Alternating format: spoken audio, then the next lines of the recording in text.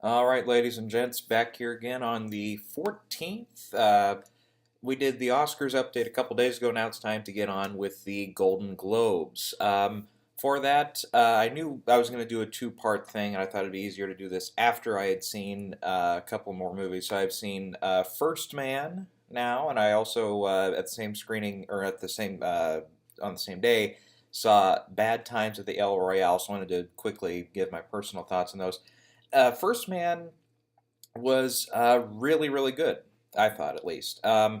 Is it as good as Chazelle's other two films, La La Land and Whiplash? No, not quite. This is easy, or not easily, but definitely the film I've liked of his least. But that's not that's not saying anything too drastic there. I don't think. Personally, I know a lot of critics and other folks have really nailed kind of Ryan Gosling for having a really one note performance. I didn't think it was one note, not me at least. I thought there's without giving anything away, there's an explanation early on that kind of explains why he is the way he is and how he's all business and all that. And he does crack every now and again. He cracks a smile or he laughs at something or he makes a really uh, a joke somewhere here and there. So it's like, he's not as stoic and as one note as everybody else says, at least in my opinion. Claire Foy was excellent. I could actually see, we'll have to see how the race goes and everything. She could definitely win supporting actress for this. She's been, pretty popular lately with, of course, The Crown. Just won the Emmy for that a couple months ago or a month ago, however long it was. I think it was just a month ago. Kind of unexpectedly in that category too. So, um, yeah, she could definitely win that category. She's very good in the film. Has a lot of great scenes, especially there's two in particular scenes where I'm like, yep, there's your Oscar clip right there. That's the one you play on Oscar night or at the SAG Awards or wherever else. So yeah, she's definitely got a great performance there. I enjoyed, yeah, most of the supporting cast does a good job. Kyle Chandler and Jason Clarke, Corey Stoll, and a few others there. Yeah. So yeah, overall the cast was good. Yeah, direction was really good. I thought the first act was a little slow for me. It kind of took a little while to get into, but once we really get into the space stuff with like the Gemini 8 scene, which was great, and of course the moon landing takes up almost all of the third act, was very well done. And even me myself, it's like you go into the movie, you know that the moon landing is going to happen. You know he obviously made it, and the other two astronauts made it. But it's like when you get there, it's like when he actually takes the steps on the moon. Again, this isn't a spoiler by any means, I don't think, because unless you're a crazy theorist out there, Stanley Kubrick does not make an appearance in the movie. So, anyways, but yeah, the moon landing stuff I thought was really well done, especially just getting the I hope this gets nominated for like production design because just the way you feel like you're on the moon with him, it just feels so alien and so um, it feels like they couldn't have done it here on Earth. It just really has that feeling to it. So good on to them for that.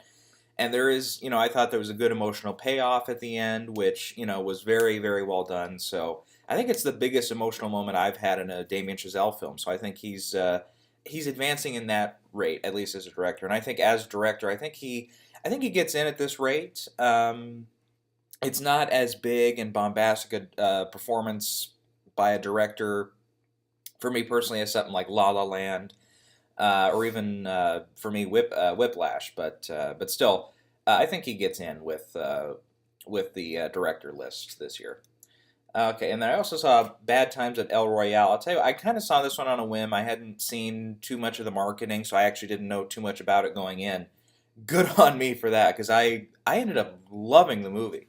Maybe even more so than First Man. It was really fun, entertaining. I'm kind of a sucker for some of those like Agatha Christie kind of murder mystery kind of films, and this one I thought would be like a comedy, but it's not to give too much away, but it's not. There's a couple of laughs in the movie, but there's not as much comedy in the film as the trailers and everything else had suggested.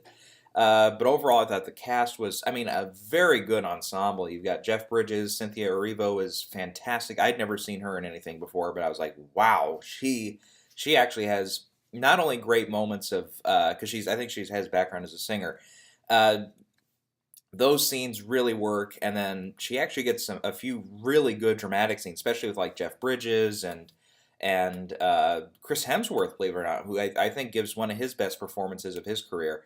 I really, looking back on his career, Rush, go back and see Rush if you haven't. That's probably, yeah, I know that year was really packed for Best Actor, but he could have fought his way in for a nomination for that. He was terrific in Rush. This will now obviously I don't think this one's primed for an Oscar campaign at all, but he was very good in it. Yeah, Erivo, I liked her better in that movie than I liked Lady Gaga in A Star Is Born, just to put it that way. And Gaga is probably going to get a boatload of nominations, and if things work out for her, she might even win the category for Best Actress. We'll have to see, but yeah, she was great. I like John Hamm, seeing him in that. I'm actually watching Mad Men right now. I'm almost done with the series, actually, but, always good to see him.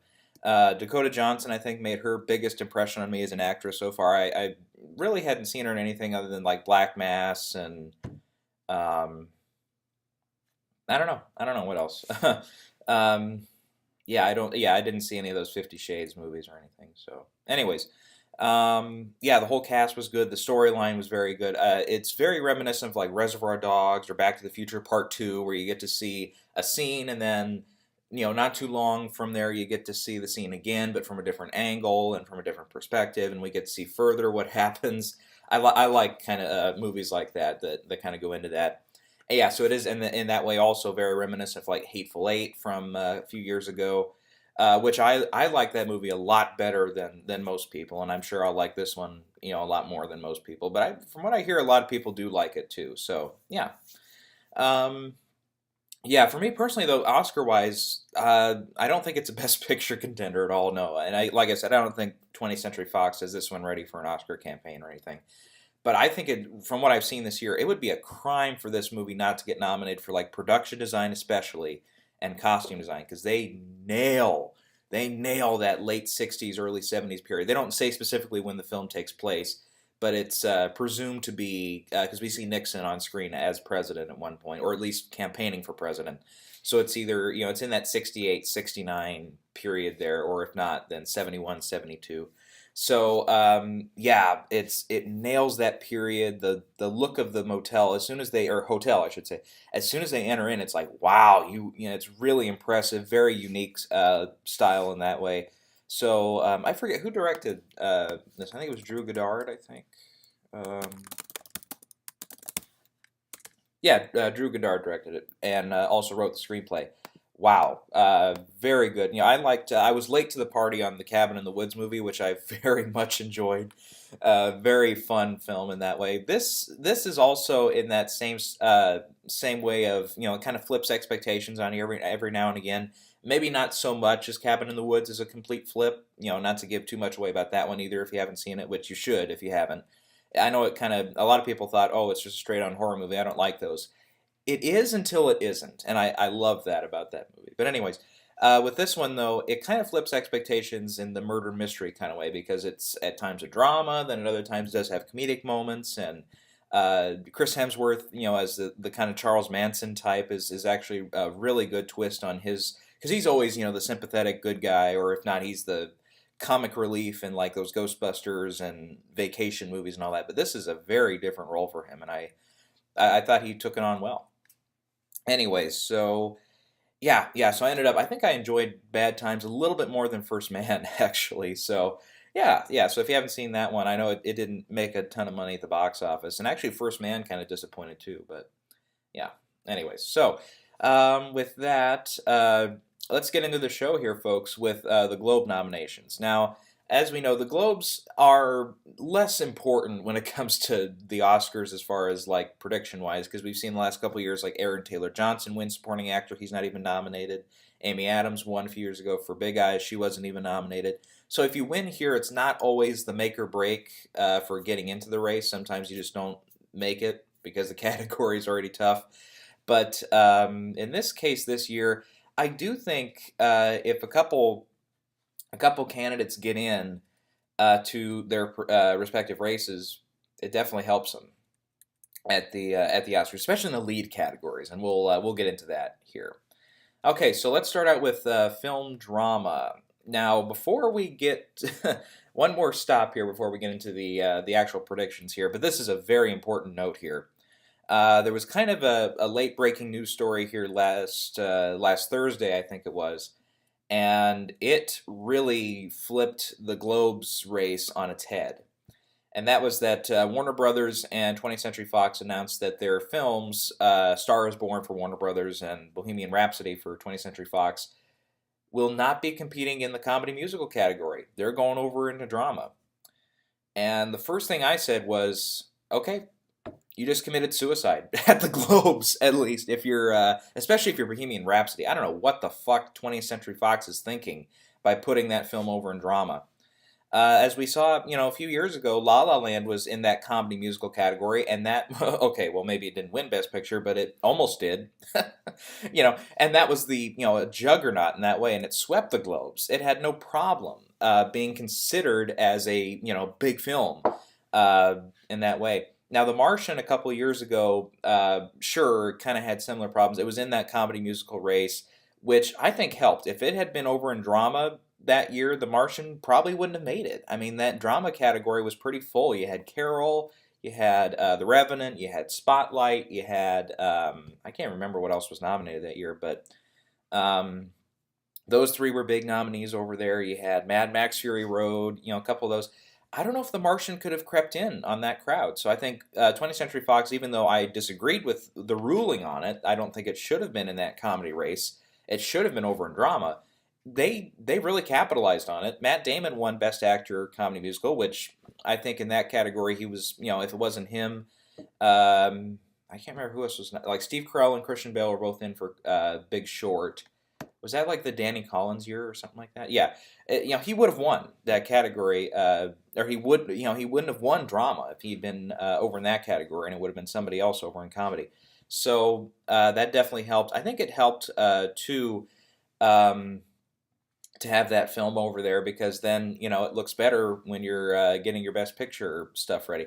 And I know a lot of people said that because it was in the comedy race, it really sent a negative light on the film at the Oscars and it didn't win anything. Well, truth was by that time, after Ridley Scott had lost out on his nomination and everything for Best Director, the film didn't have any hopes for winning any Oscars. Even if it had been in the drama race, it wouldn't have made a difference. I mean, Matt Damon might have lost out the nomination if he had not been in that comedy category.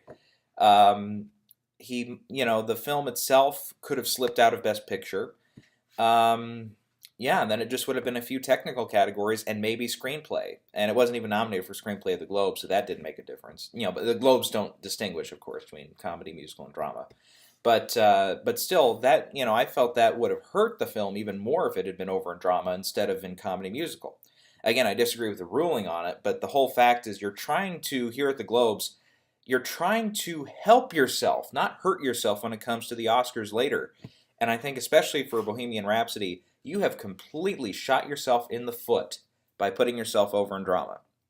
Now, we'll get into the specific categories later here. But those comedy musical races this year, aside from, those two films, it looked like the competition was not going to be that hard. And I said earlier on in a couple of videos ago, Bradley Cooper, Lady Gaga, and the film itself, Star is Born, they're going to sweep those top three categories for the musical comedies, no question. Almost knocked over my water bottle. No question. I mean, nobody is going to come close to you, except maybe Christian Bale if he had remained in that comedy musical category, which I know that one is kind of flipping back and forth as well. Vice is that one. But I think they'll stick with it though, because if Beale Street Could Talk is the same studio, and I don't think they want two films competing against each other here at the Globes. So we'll get into more of that later. But anyways, that being said, I really disagree with their ruling on that. We saw a couple years ago, or last year, Get Out. That was nominated in the comedy musical category. Again, I disagreed heavily with that one because I thought that's a horror movie. Horror movies do not end up in that category unless there's something like Brain Dead or Cabin in the Woods, maybe. But horror, and it wasn't even, for me, it's like, yeah, the Lil Ray Howery character was very, very funny in the film, but he's about it. There's a couple, chuckle moments in the film aside from that, but overall it's a horror film, And I don't know, obviously, like I said, it helped the film. It got Daniel Kaluuya his first big nomination there before SAG and before BAFTA and everything. So I think he benefited from it. The film itself benefited from it, and it helped it on its way to the Oscars. But then again, I think its performance at SAG would have definitely helped as well, and then getting into DGA and everything else. But the Globes was that first stop, and that's when we all kind of sat up and took notice. And I think it really started to increase its Best Picture and uh, some of the rest of those categories. It increased its chance after it had been nominated at the Globes here. Anyways, so yeah, let's a little bit more into this stuff here. Now Bradley Cooper, I think the performance itself is strong enough. When I looked over the Best Actor drama race, he could still win regardless. But it's and I actually have him in first right now for that race. But that he is, other than Christian Bale over there for Vice in the comedy category, he had that category nailed down. He's never won a Globe. Christian Bale has, so he could end up winning over there for that. Over here in drama, you've got a couple people like Hugh Jackman and Ryan Gosling who've won Globes before, but still, it's the competition is still a little bit tougher over here than it is in comedy musical, where you really only have one opponent to worry about. Here, you got to worry about Ryan Gosling. Now you have to worry about Rami Malek. Even though, yeah, you would have to worry about Malek over in comedy musical, but I didn't quite see him winning that award either. You have to worry about Hugh Jackman now. Potentially, you got to worry about like Willem Dafoe, Steve Carell, a couple other of those Globes favorites there. So yeah. Anyways, so and then Lady Gaga, she doesn't stand a chance, I don't think, in this drama race. Not at all. No. Melissa McCarthy is here. Viola Davis is here. Saoirse Ronan, potentially Glenn Close, maybe Yalitza Aparicio for Roma. You could even get somebody like Julia Roberts or Felicity Jones in here. It is, there's a question right now if she can even get into this category. That's how tough the competition is. You were guaranteed, I promise you were guaranteed a win for comedy musical actress.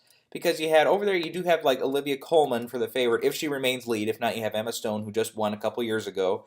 And I don't quite, I haven't seen the film yet, but I don't see the Globes going back and forth back to back with Emma Stone. Then again, they did that with Jennifer Lawrence, so maybe. Emily Blunt for Mary Poppins Returns, she's already won a Globe, and true, Lady Gaga has too. She won for the American Horror Story a couple years ago. But Emily Blunt in Mary Poppins Returns, unless that is like her best performance ever, unless the film really takes off, which there was actually an article on Deadline where a couple theater owners have seen the film and they were very excited about it. But those are theater owners. Those are people that are right now in this economy of movie going. They're in danger of losing their jobs pretty soon if the Netflixes and the streaming services, everything else continues to take off in the way it has. They're going to drown the theater goers pretty soon. So, of course, they have to say everything positive about the movies. In the rest of that category, nobody is going to touch you. So that was a complete bullheaded, stupid move, especially for her. I even feel bad for Lady Gaga now for that. I know I'm not as high on her performance as everyone else is, but still, she had that category won, signed, sealed, delivered, all that. It was done, a done deal at this early stage. But nope, now they just pissed it away, and that is just stupid. And as far as A Star Is Born winning Best Film Drama, I have it in third right now. But you've got a lot, again, a lot of competition over here. Whereas film comedy musical, going back to that again, yeah, you had Vice. Maybe Green Book could have taken off. I mean, that could still end up winning Best Picture at this rate. The Favorite is over there. That one I can see being a critical darling and then kind of working its way up, and that could win. I have it winning right now, actually. We'll get back to these again in a little further detail later. But I think Stars Born would have crushed all these, at the Globes at least. I think it would have, politics aside and trying to predict Best Picture aside and all that, unless something like Green Book or The Favorite had really come up, then I think Star is Born would have won that category. Now you've got If Beale Street Could Talk, you've got First Man, you've got Black Klansman, you've got Widows, you've got potentially Black Panther, you've got Can You Ever Forgive Me, you've got Mary Queen of Scots, Beautiful Boy, Boy Erased, The Mule, a whole bunch of other potential nominees here that you have to worry about. And I think that's, again, just a terrible decision. And did you notice something there? I didn't even name Bohemian Rhapsody yet for Best Picture Drama. No way in hell that movie gets in now. Even if it's, and again, we've heard some early reviews on that. I've heard Rami Malek steals the show 100%. He's locked to be nominated for Best Actor and all that. But the film itself is a little uneven. I've heard a couple people say. So the film itself might have trouble getting into like Best Picture. Obviously, director I think is not even going to happen because of the Bryan Singer stuff. Uh, Screenplay is a possibility. It's in the original category, which is not as tough this year, as especially compared to last year. And I don't know about I don't think it has any original songs or the score. I don't think would be a big thing. But other than that, you've got like production design, costume design, a couple of those. Maybe cinematography. Some of the shots look very impressive. But anyways, it looks like Rami Malek might be the only sure bet nomination for the film. So um, again, yeah, it was guaranteed as far as competition wise. Bohemian Rhapsody would have been guaranteed a nomination over here at Comedy Musical, and that again that boosts your chances big time at the Oscars. Even though yes, the Comedy Musical category is not as highly viewed as say something like the drama race at the Oscars later on and so forth. And as I noted in an article I published on Cultured Vultures, again, you can check me out there for some more articles and stuff. We've seen like Spotlight, we've seen can't remember now, Moonlight, and last year with uh, Shape of Water. All three of those were in the drama race, so sure, that makes sense. But then you've got Birdman, you've got The Artist, you've got there's a couple others in there, but I kind of Shakespeare in Love, going back to that, even Chicago, quite a few that were in that comedy musical category. Birdman, for example, there's enough drama in that film that could have been considered a drama, but no. 20th Century Fox knew what the fuck they were doing at that time, at least. It was Fox Searchlight, and even though they had Grand Budapest Hotel in the same category, they put it in comedy musical, and it ended up doing very well on Globes night, and that helped it later on. And then after, sure, the PGA and DGA and SAG wins helped it big time too. But being there at the Globes really helped it, I think, in that comedy musical category because Michael Keaton won, and that speech he gave, by the way, almost won him the Oscar itself, almost. But history is history. So if he had been in that drama race, maybe he could have beaten Eddie Redmayne there, sure, but we don't know for sure. Maybe Eddie Redmayne still wins that category, and then that race would have been over that night. I mean, no question, that race would have been done. So, I just don't understand it. And then Grand Budapest won in that comedy musical category. That one is a comedy. I don't think you could have ever put that in the drama race. But if it had been, for example, in the drama race, yeah, Grand Budapest, Best Picture chances, I think, down. I don't know if it would. Yeah, it probably would have been nominated, but it might have lost out on a few other things. Probably would not have been one of the more nominated films that year. I can guarantee you that. But anyways, so I just don't understand that mantra of we have to be drama, we have to be drama to be taken seriously. No, no. So yeah, that's my feeling on it, at least. I think this was a complete shot in the foot, suicidal move, especially for Bohemian Rhapsody. I don't know what the hell they're thinking, but anyways, let's move on now. Let's get into actual predictions here. We've been sitting here what, like 20 minutes? Yeah, let's get into it. Let's get into it. Okay, so for my nominations for the drama race, we'll start with that, and we'll go through the drama categories. Then we'll go over to the comedy musical stuff. I have If Beale Street Could Talk out front, then First Man, Star Is Born, Widows, and then Black Klansman. Let's see, if Star Is Born had still been over in comedy musical, I think that fifth nominee would have been either Can You Ever Forgive Me or Black Panther, or maybe Mary Queen of Scots. We haven't seen that one yet for any screenings or film festivals or anything, but I get the feeling that one, and I saw a trailer for it again when I saw First Man. I'm like, it looks good. It looks good in my opinion, at least. So yeah, we'll see if it. I think it's going to be at AFI next month, so we'll see how it does there. Yeah, I have again Bill Street out front right now, just because I think it's my choice now for Best Picture winner. So I think it'll follow suit and win at the Globes. First Man I have up there. That's I think the odds are favoring First Man right now, but we'll see. And then yeah, well, I don't know. Maybe Star Is Born, in this category, when we look at the Best Picture list, maybe if like the three films that we think could win Best Picture are, let's just throw out three for the sake of three, um, are The Favorite, we mentioned it, Green Book, or Star is Born. Those are like the three leaders of the pack and all that. If Star is Born is the only one over here in drama, then I think immediately then it wins. But because the other two have to fight it out for that comedy category. But yeah, we'll have to see. That's a ways away. Okay, for Best Actor drama, I've got Bradley Cooper out front for Star is Born. Again, I think his performance is strong enough. He could still win in this drama race, but he's got some competition on his back here. We've got Ryan Gosling also up for First Man. I do have Rami Malek in for Bohemian Rhapsody, Hugh Jackman for The Front Runner, and Willem Dafoe for At Eternity's Gate. Let's see, a couple other possible nominees. We mentioned like Steve Carell for Beautiful Boy. We mentioned Lucas Hedges for Boy Erased. You've got John David Washington for Black Klansman is a possibility here. For Best Actor at Large, I think there's enough contenders over there in that comedy musical race that would kick him out. But I don't know, he could make a splash here.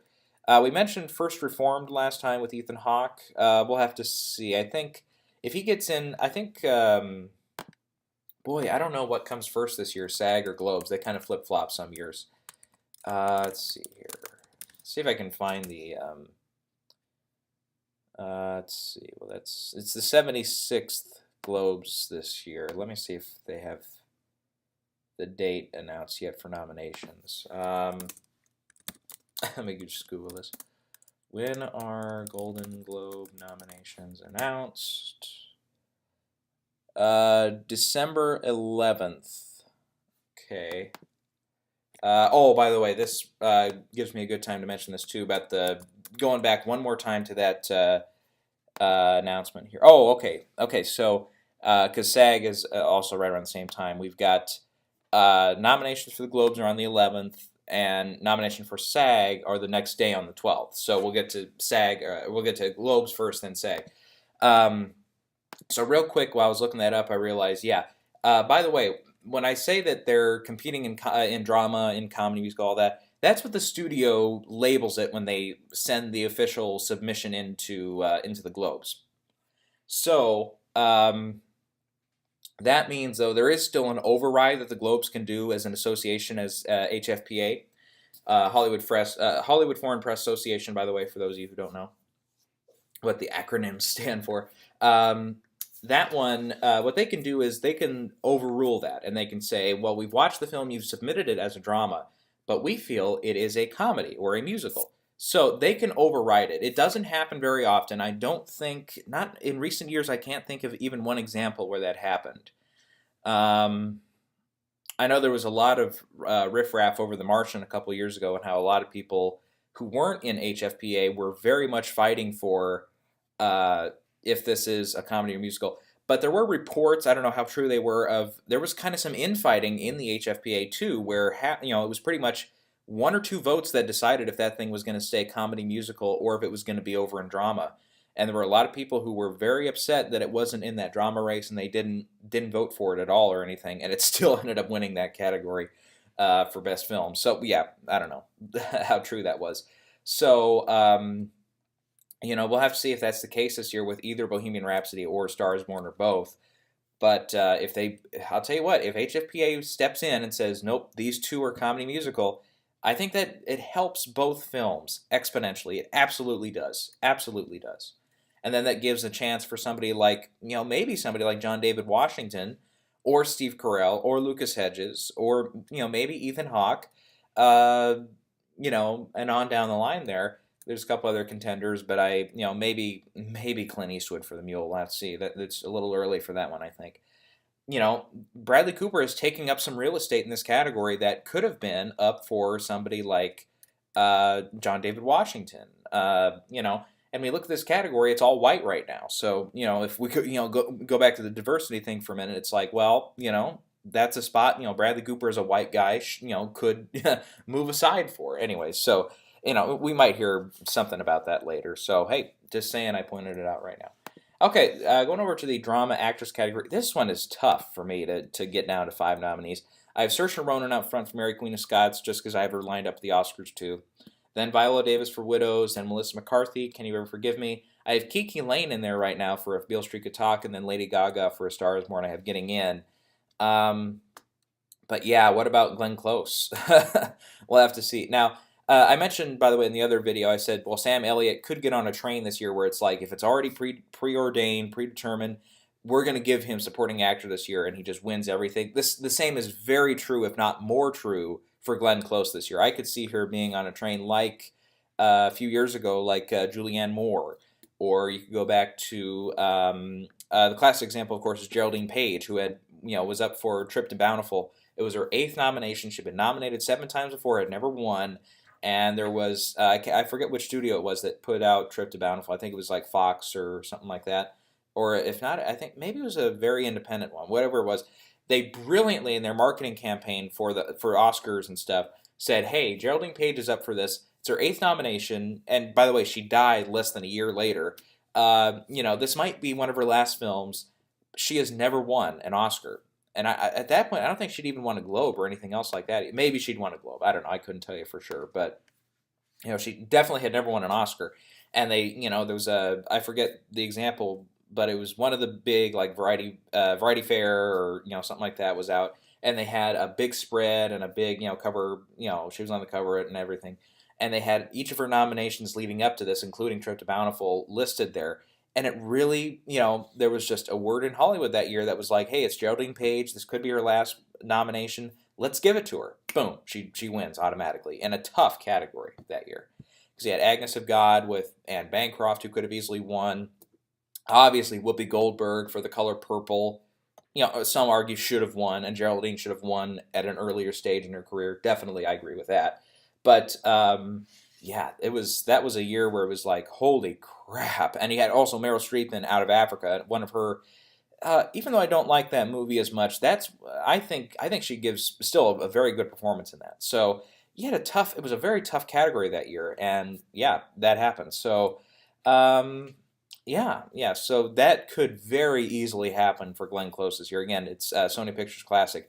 If they and Warner Brothers with Sam Elliott, if they play up that angle big time, especially with Glenn Close, because this would be her 7th nomination. She's just short of that Geraldine Page. Well, I don't think that's a record because Meryl Streep, I think, has been nominated in lead more than she had, but at least right now. But up to that point, I think that was the most nominated actress that had never won an Oscar. Glenn Close is just behind her there if she gets to that 7th one. So yeah, all Sony Pictures Classic has to do is big time play that up and say, hey, she was nominated for let's see, Fatal Attraction, The Natural. I don't know if I can name everything else. Albert Nobbs most recently, which early on I remember in that race, some people very much touted that as the one she was going to win for. But then they said the same about Julianne Moore, and then they said the same about who was her co-star in? Annette Bening for. She's another one, by the way, who's never won. For The Kids Are All Right, they were going to fight it out for that one too. So it turned out to be a tough year because that was wasn't that the same year as The Help? No, The Help was a year later. I forget who won that. Oh yeah, Black Swan. Natalie Portman won that year, but still, and that again that ended up being a very tough category. But they just the campaigns just didn't play it up enough. So if they do that with Glenn Close this year, I think she could very easily just start really just start a march to the Oscars there and just go all the way. So I have her out right now, but that's just because Lady Gaga was here. If not, then I think I had Glenn Close in. So there you go. That's another example there of taking up prime real estate in this drama race. Then Yalitza Aparicio, we could see her get into Best Actress drama for Roma. Now, correct me if I'm wrong here, because going back to that drama race, I believe there is a rule or a loophole or something where if you qualify for the foreign language film category, you can get into director, you can get into the acting races, you can get into screenplay and all those other things, like score and everything else, but you can't get into the overall film category. I think that's a rule. Otherwise, Roma would be in there for my 5 for drama, and I think it could easily win that too. Again, I think there's a rule about that, but that doesn't mean that Yalitza still can't capitalize and get a nomination here. She could get in. Again, I'm not pulling the trigger on that yet to get put her into Best Actress or anything else yet. So let's see. Nicole Kidman still getting some good praise for Destroyer. We'll see how that one does. A couple people I've heard are very shaky about her getting in for that. We could see Felicity Jones get in for On the Basis of Sex. Again, that one plays at AFI next month. We'll see how that one does. Julia Roberts, Ben is back. I saw there was a new trailer came out for that. She looks really damn good in that. So I would not be shocked if she kind of enters in as that kind of fifth nominee for Best Actress, or especially here at the Globes. Then we'll have to see Keira Knightley for Colette. That one is starting to pick up at the box office. We'll see if it remains, but right now it's pretty early. That one they might have wanted to save till November. I think we've mentioned that a couple times, but yeah. Anyways, so yeah, those are my five again. Okay, so going over to the comedy musical race with both Bohemian Rhapsody and A Star Is Born out, what gets in? I already mentioned the favorite, Green Book and Vice, and then those are easy bets, 100% going to get in. Again, as long as they stay in this race, because I kind of mentioned this in my article there. But the favorite I've heard is it's kind of a comedy, and then it kind of turns into a revenge tale in the third act. I don't know how, obviously a lot of people have seen the movie and I haven't, but if that's true, maybe the Globes go back on it and say, because this is Fox Searchlight here, and they have, what do they have over in the drama race? They have Can You Ever Forgive Me, and they have, didn't they have another one over there? Let's see, they're not behind Boy Erased, they're not behind Beautiful Boy. Uh, Mary Queen of Scots? I forget. Is that Focus or is that 20th Century? Yeah, that's Focus. That's like Universal. I thought Fox Searchlight had another competitor over here in drama, but yeah, I think it's a smart play for them to put one here and one there. I think the favorite definitely has a much higher chance of getting into Best Picture than Can You Ever Forgive Me. But that's smart play there. Universal is behind Green Book. They have First Man over there in drama. Very sensible to put Green Book over in comedy. And I think it could even win this category more than First Man can win drama potentially. And then Vice's Annapurna. They have If Beale Street Could Talk over in drama, and no way that's going to move over to comedy. And Vice, the same is true now for Can You Forgive Me? I guess originally I think some people were saying it was going to be in the comedy category, just because it's Melissa McCarthy and everything. But then, yeah, the film itself, I haven't seen it either, but it's like, yeah, it looks like it's a straight up drama. So yeah, that's over there. And yeah, there's no way First Man is moving over to this comedy race. So that's why the studios, I think, are doing this, because then they get a higher chance of getting a film nominated in each category. Vice, is another Annapurna one. So that's why it's over here.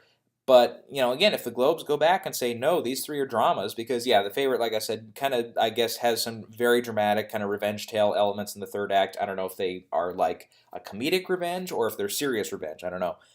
Green Book, it looks like a race drama to me. It looks like, yeah, sure, Vigo and Mahershala Ali are going to go back and forth with some comedic remarks here and there. And it is from one of the Farrelly brothers, who has obviously made his name in comedy. But it's like, it looks like a race drama to me. And then Vice, the trailer at least, yeah, there were a couple chuckles with, like Sam Rockwell as George W. Bush and everything. But it's like, that looked like, other than that, it looked like a straight-on drama, as told from Dick Cheney's perspective at least. So, yeah, if those three get out of that race and all go over to the drama race, and if somehow Star is Born and Bohemian Rhapsody remain over there, this category is fucked. I mean, there's like, you're going to have to rely on Crazy Rich Asians, which I think is, again, that's guaranteed to stay over here, because Warner Brothers has this one, and Warner Brothers, I guess, wants to play up, obviously, as we mentioned, that's Star is Born. They want to play that up for drama. The Mule is going to be over there. We'll see how, that's a late hitter. We'll see how much Warner Brothers believes in that one. But, hey, that was one they kind of, I guess Clint had it, is the director on it, too. He's not just a star. It's one, it kind of entered very late, which the same thing happened with Million Dollar Baby. Similar thing happened with, there was another example, but I forget what it was that he did. It wasn't too long ago. Gran Torino, maybe. Yeah, I think that was one that originally they were going to hold it off until next year, but he's like, nope, let's get it done. And Warner Bros. Like, okay. And they have enough confidence in it, at least, to put it up this year against Star is Born. I think they have one other nominee here, potential nominee. Okay, it might come to me later, but yeah, Warner Brothers has got a couple in the race this year. So uh, I guess that leaves, now Crazy Rich Asians maybe becomes a bigger threat in this category now with Stars Born out of here.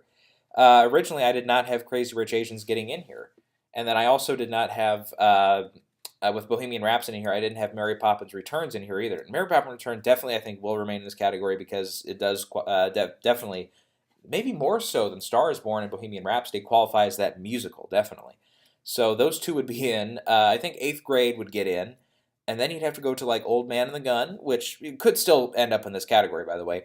And then you'd have to go to something like Mamma Mia, or you'd have to go to something like Deadpool 2 or something like that, which I'm like, oh, come on. If we really have to stoop that low just to fill up this category, that's ridiculous.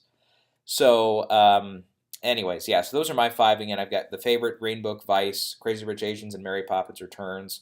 And yeah, other than that, I think eighth grade, we've got Old Man and the Gun. It is a possible. The first Mamma Mia did get in here, so I'll consider that. The first Deadpool made it in here, so I'll consider that. Um, the Sisters Brothers, I think, it's not doing extremely well at the box office, but hey, if that one picks up with like a couple critics groups and something, that could easily land here.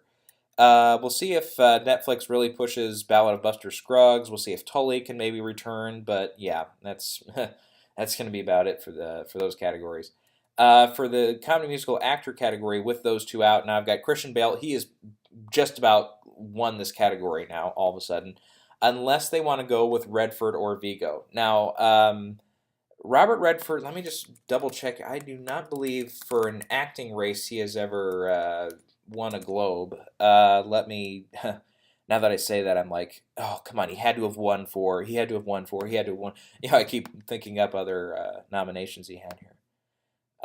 He won for director for Ordinary People. Yep, that makes sense. And he has only been nominated once here actually as an actor, and that was for All Is Lost. He won. They used to have this category best newcomer and all that, which there was Inside Daisy Clover from the '60s. He won for that, but in that now defunct category, I guess that that doesn't really count much anymore. Yeah, he's been nominated four times for director. Believe it or not. So, there was Ordinary People, River Runs Through It, Quiz Show, and Horse Whisperer. He got in for Horse Whisperer? Seriously? I forgot that it happened. Anyway, so yeah, he's only been nominated once for an acting race for All Is Lost. And then Vigo, well, he got in, a couple of years ago for Captain Fantastic. And then he was nominated for Eastern Promises and A Dangerous Method. So he's been nominated three times and has not won a Globe. Christian Bale has won. He did win for The Fighter a few years ago, almost 10 years ago now. But he just looks so great in Vice. I think he'll still win this. But yeah, unless they want to go with Redford for the sentimental vote, or if they want to go with Vigo because he's in Green Book and they want to line up. Because if Green Book wins picture, they might want to give it an acting prize. Then yeah, unless it comes down to one of those, I think Christian Bale has just won this category. Then the fourth bet for the fourth nominee, I think, is Lin-Manuel Miranda for Mary Poppins Returns. He's very hot right now, so I don't think they can resist him in this category. And then that fifth nominee, it's like it could be anybody. I have John C. Reilly in for Sisters Brothers right now because I think he got a lot of great critical reviews off of the film. It comes from a foreign director, so we have to consider that. I can't remember if he got nominated here at the Globes for Chicago. I know he was nominated at the Oscars for that supporting role in Chicago. Very good, by the way. I know a lot of people were kind of bullish on his nomination, but no, he was great in that. Okay, yeah, he was nominated here at the Globes for Chicago. And he was nominated for, oh yeah, of course, Walk Hard, the Dewey Cox story. Of course, he was nominated for that here at the Globes. He was actually also nominated for original song, so he's gotten 3 Globes nominations in the past. So let's see, I think that's it for him. Yeah, those are the only 3 nominations I see him getting here. So this would be his 4th nomination. He's been nominated here before, so he's on their radar. Other than that, it's like, okay, well, you've got Ewan McGregor for Christopher Robin. Pff, that's not going to happen. Ryan Reynolds for Deadpool 2. Yeah, I don't think Deadpool 2 is sticking around the way the first Deadpool was. A possible nominee here is Steve Carell from Welcome to Marwen. They do like Carell. He was nominated for Foxcatcher. He was nominated for The Big Short, nominated for Battle of the Sexes. So that's, Yeah, almost. Three nominations, 3 years in a row, almost. Um, yeah, so they really like him, and Beautiful Boy is over in the drama race, obviously, so he could still sneak into that category too. So, um, yeah, I'd say if he doesn't get, I don't think he gets in both right now. I don't think. Because Malcolm to Marwan's another one that they've got trailers out for it, but they're not screening it anywhere, which to me signals, it's probably not going to be good. But then you look at it though. Robert Zemeckis doesn't usually go to the film festivals. I think we maybe mentioned this last time, but it's like Flight wasn't at any of the film festivals. That ended up doing okay at the Oscars.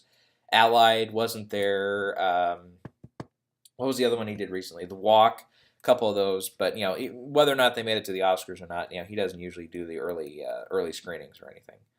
And the only other choice I have here is Joaquin Phoenix for Sisters Brothers. But again, with John C. Reilly in the category, I think they would prefer him.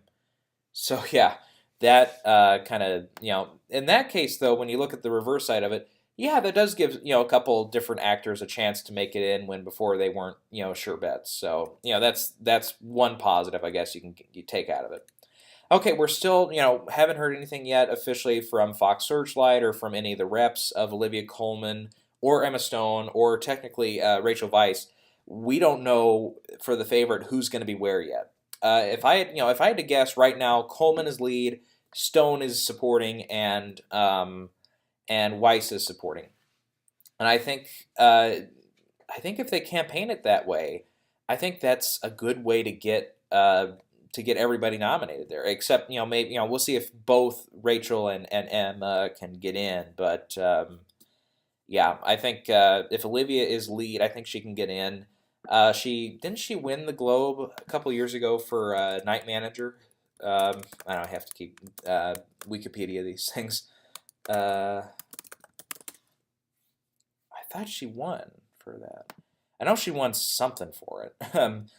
Oh great, this is not lined up the way I thought it would be. Or what? Wasn't she the one in Night Manager? Yeah, yeah. Yeah, she won the Globe for that a couple years ago or last year, whenever it was. I think it was 2 years ago. Um, and then, yeah, that's her only Globe. As far as I see, that's her only Globe nomination over on the TV side, of course. But yeah, so they're familiar with her at least enough to they've given her a Globe before. Um, and then you've got Emma Stone, obviously, who was just won a couple years ago for La La Land. She'd been nominated twice before.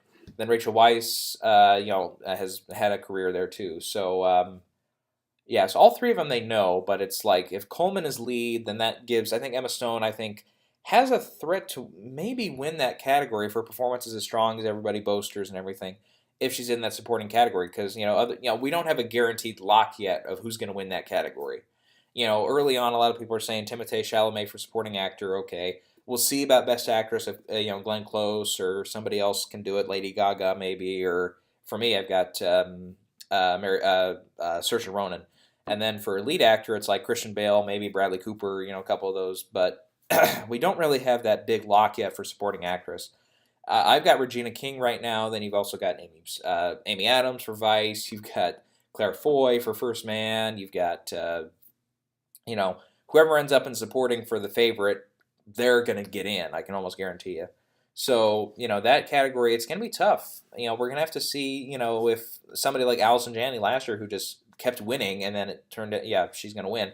We'll have to see if somebody else can get on that train where they just start winning everything we know, and then we'll find out who's going to win. But anyways, okay. So for the rest of the nominees here, I have Olivia Colman, then Emily Blunt for Mary Poppins, then Constance Wu for Crazy Rich Asians, then Elsie Fisher for Eighth Grade, and Charlize Theron for Tully.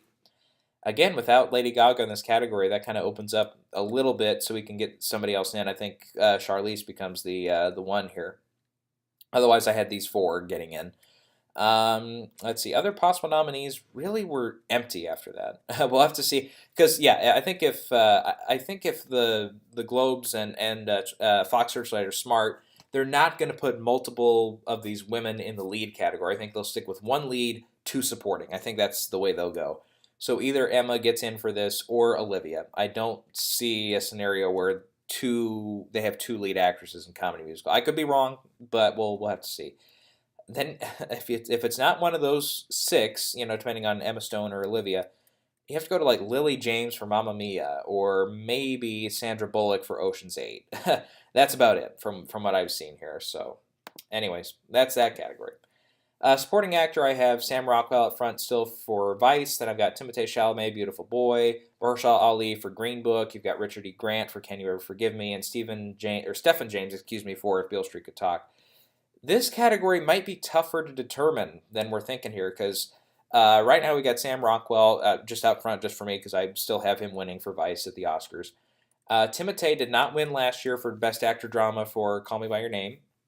So he's kind of got an IOU on that. He didn't win the Oscar or anything. But then you got Mahershala Ali for Green Book, who did not win for Moonlight. So that's a big time IOU. Basically that happens like at the Globes win. Somebody wins there, and then they go on, or they don't win at. Sorry, excuse me. They don't win at the Globes or at SAG or at BAFTA or something. And then later on, they go on to win at the Oscars, and then that makes that group look bad because they're like, oh, we didn't go along with the flow when everybody else was doing this. So, so there is that IOU factor there for Mahershala. The BAFTAs really saw that a few years back with Jennifer Lawrence, because they gave Emmanuel Riva Best Actress the year of Silver Linings Playbook when Jennifer Lawrence won at the Oscars. And then the Globes went with Jennifer Lawrence in the supporting category for American Hustle. The same happened at BAFTA, so I got tricked into jumped off that cliff and put her to win at the Oscars, even though I would have stuck with I can't remember her name right now. Who won? 12 Years a Slave. Lupita Nyong'o. There we go. I couldn't think of it for a minute. Anyways, so those are my 5 right now. So yeah, I think it's one of those 3 who win, but Mahershala and Timothée might have better odds maybe than Sam. But again, I'm just going with that because it's my Oscar prediction too.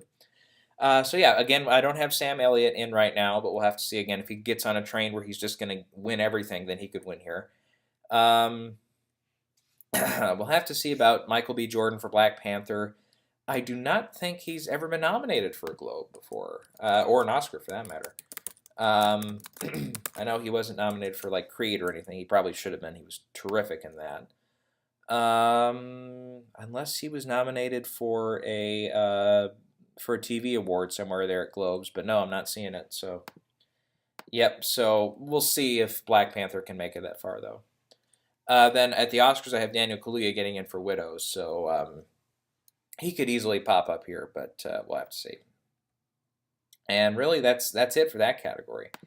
Supporting actress, I still have Regina King out front for If Beale Street Could Talk, then Claire Foy for me, First Man, then Amy Adams for Vice, Margot Robbie for Mary Queen of Scots, and then I do have Emma Stone in right now for The Favorite if she remains in that category. Let's see. Then other than that, you've got Michelle Yeoh for Crazy Rich Asians, either Rachel Weisz or Olivia Colman for The Favorite, depending on where they land. Then you got Nicole Kidman, Boy Erased. We'll have to see if Natalie Portman can get in for Vox Lux. We mentioned last time she is supporting for that. She's not going to be in the lead category. I've heard a few really good words on Elizabeth Debicki for Widows. I saw the trailer for that again for a couple of my screenings the other day. It does look really, really good. And her performance in particular, nothing really stood out from the trailers, but a couple people that have seen the film that I've heard are saying, yeah, she's great. And the same goes, I think, for Cynthia Erivo. A lot of people also like her in that. And then we'll see about Sissy Spacek, Old Man the Gun. I feel like just word of mouth on that one from the screenings that have happened, from the box office and all that. A lot of people are saying Redford's going to be about it for that film. So, yeah. We skipped director. Yeah, let's go to director. I've still got Spike Lee out front for that one for Black Klansman. Then I have Barry Jenkins for If Beale Street Could Talk. Then Alfonso Cuarón for Roma. Then Bradley Cooper I do have getting in for the Globes here for A Star Is Born. And then Damien Chazelle down in 5th for First Man. Yeah, so Cuarón just won this award 5 years ago for Gravity, so they've awarded him. Now, the thing about Bradley Cooper is, we mentioned all those names the other day of, all the directors who've gotten in who were previously actors, usually on their first try. That did not happen with Denzel a couple years ago with Fences. And I know he directed, I think, 1 or 2 films before that, but I know early on everybody said, oh, Denzel's going to get in for Fences. And I was like, I can see him getting in at the Globes, but I don't see him getting in at the Oscars. And it turned out he didn't get into either one for director. But I do think Cooper will probably get in for Globes because he's so damn popular, and he still might get that director nomination at the Oscars too. We'll have to see if DGA goes for him. We'll have to see if Critics' Choice maybe could help him. Yeah, then BAFTA too. So yeah, we'll have to see. Anyway, so yeah, again, I'm going with Spike Lee here, and Spike, I believe, has not won a Globe either. So I could be wrong actually. Let's pull that up again. I know he's been nominated before. Oh shit, no, he hasn't. No, he's never been nominated for a Globe ever. So yeah, again, if you're Focus Features, play that up, big time. Come on. So if he gets nominated here as a first timer, he might win for that. And then you've also got talking about IOUs, Barry Jenkins. He didn't win anything the year of Moonlight for directing, and that won Best Picture here at the Globes. It won Best Picture, obviously at the Oscars. Yeah, so there is kind of an IOU factor with him too. So yeah, I can see either one of those two winning. I can see Cuarón winning if he gets on that train for winning director and everything for Roma. Other than that, I don't quite see Cooper winning this as a first timer. I don't quite think so. Again, unless every critics group, everybody goes with Cooper for director, which I don't think is going to happen. They're going to want to go for Roma or Spike Lee for BlacKkKlansman. If we have a Twitter thing start up again, if it does happen this year, I won't be against it this year. Then yeah, Damien Chazelle I think is safe there for that one. Yeah, so the other competitors here, we got Yorgos Lanthimos for The Favorite. You got Peter Farrelly maybe for Green Book. Again, that would have to be like, for him to get in, it would have to be reminiscent of last year with Three Billboards, where it just was out of nowhere, where Martin McDonagh got in for director here at the Globes, and then that kind of helped him. He got into DGA, got into BAFTA, even though he missed out at the Oscars, but still, it could show a very big sign that Green Book is a bigger threat for Best Picture than we were previously thinking if that one gets in. Then Adam McKay for Vice, we'll have to see. Steve McQueen. Who's Rachel McQueen? I've never heard of Rachel McQueen. For Widows. And then Mario Heller, Can You Ever Forgive Me? We can maybe see getting in here. Maybe John Chu for Crazy Rich Asians if that one really does well. We'll have to see. What's the name? By the way, for Best Actor Comedy Musical, the lead guy from Crazy Rich Asians, I didn't mention him. He could easily get in. Harry Golding, I think is his name. Or Harry Golden? No, it's Harry. It's something like that. Let me just for accuracy's sake. Henry Golding, that's his name. There we go. Yeah, Henry Golding could easily. I think he could get into that Best Actor musical comedy race too, very easily. He could actually get in over John C. Reilly potentially, because yeah, he was. I mean, he was fine in that. He wasn't like Best Actor contender level. I don't think, but we'll have to see. Yeah, he's one to maybe keep an eye out there in that category for. Okay, then the last category from the major ones here is screenplay. I have The Favorite out front for that one. Then If Beale Street Could Talk. Then Green Book. Then Vice. And then BlacKkKlansman. Yeah, I don't see Star is Born getting in. I don't quite see Roma getting in. I don't see First Man, not quite. Even though the screenplay for First Man was pretty good. Widows is a possibility. It is Gillian Flynn, who was nominated here for Gone Girl a few years ago. Can You Ever Forgive Me is a possibility. I have that one getting in at the Oscars, at least for adapted, but we'll have to see. And then Eighth Grade, Bo Burnham, maybe. We'll have to see. Yeah, so yeah, I felt like that was a pretty good run through those categories there, and we'll have to see. Obviously, I think the deadline for the Globes for if they want to overrule anything that the studio says, this category for this film, if they want to overrule that, it has to be done, I think, by the end of this month. So yeah, I think this will be it for Globes nominations until we get to November when we get some updated things. We'll finally figure out, hopefully by then. I mean, I'm really hoping actually here in the next couple of weeks we figure out what the hell's going on with The Favorite and we don't have to just, kind of like a few years ago with Alicia Vikander and Rooney Mara, are they lead, are they supporting? They're lead here, but they're supporting here. What the hell are we going to do at the Oscars? And I happen to get that one right that year because I put them both in supporting and it worked out. But yeah, I hope it's not a juggernaut like that where they flip-flop it at this award ceremony, and that I hate when that happens. Number one, it makes it tough for me to predict it, and everybody else out there who predicts, but it's also just like looks really tacky to not have it unified in that way. Yeah, I hate when that happens. So hopefully that does not happen. Hopefully we get that settled. Like I said, hopefully I'm hoping very soon they get their shit figured out and they get it all settled. But yeah, other than that, we'll have to see just how the race goes over the next few weeks, and we'll get back into this in November for sure. Yeah, I think this will be it for videos for a while here. We could get SAG nominee possibilities. I think we could. Yeah, I'll look into doing a video on that pretty soon here. Yeah, we updated Oscars, all that in the other video, so I think we're all good on that front. So. Yeah, I'll get to a SAG video. I've got to do some updated Globe predictions for Cultured Vultures. Again, you can go over there and look me up. I've got all my Oscar predictions and all that over there as well. So be sure to check that out too. So, all right, we'll catch everybody later.